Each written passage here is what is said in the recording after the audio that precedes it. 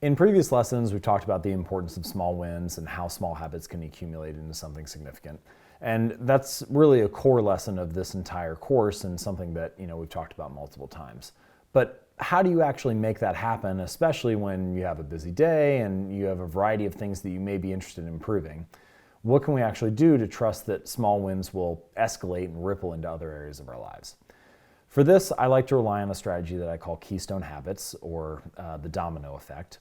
And let me give you an example of how it works. So for me, a keystone habit is exercise. I know that if I go to the gym, yes, I get the benefits of working out, but there are also a variety of things that happen along the way. So for example, when I get back from the gym, I tend to have better focus. I'm on kind of that post-workout high.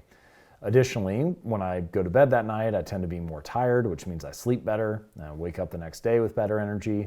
I also have this strange thing where when I work out, I tend to want to eat more healthy. I want to eat better. I don't want to waste it, I guess. And so at no point was I trying to build better focus habits or better energy habits or better sleep habits or better nutrition habits. But all of those things happened as a side effect of the one keystone habit of going to the gym and exercising.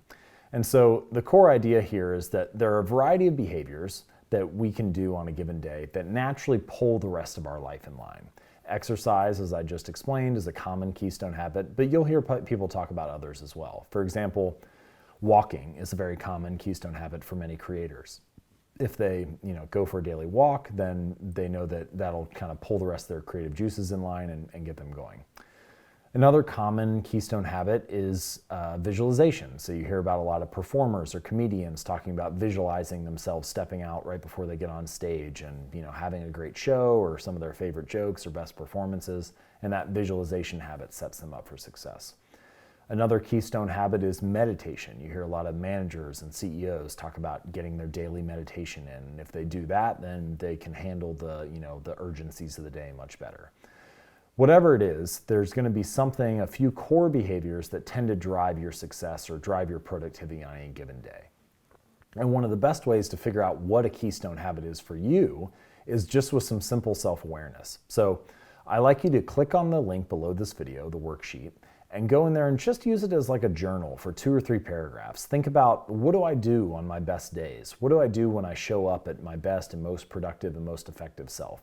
Are there any commonalities there? Are there things that, I know if I'm having an effective day, I'm getting this in? And usually you'll come across 1 or 2 ideas that you can experiment with that may be a keystone habit and naturally ripple into other areas of your life. Another common one, in addition to the examples I've already given, is actually budgeting. People find that if they get their personal finances in line and they pay off debt, then that tends to ripple into all other areas of their life. There are a bunch of stories of people who, once they paid off their debt, they started going to the gym consistently, or other things, build other habits related to getting their life in line. And so just spend a little bit of time journaling, thinking about what those habits and behaviors are for you. And then once you figure out those keystone habits, you can start to focus on building small wins on that one habit rather than worrying about improving every area of your life at once. And this allows you to not only simplify, but also double down on the things that make the biggest difference. So go ahead and click on the worksheet now, and I'll see you in the next lesson.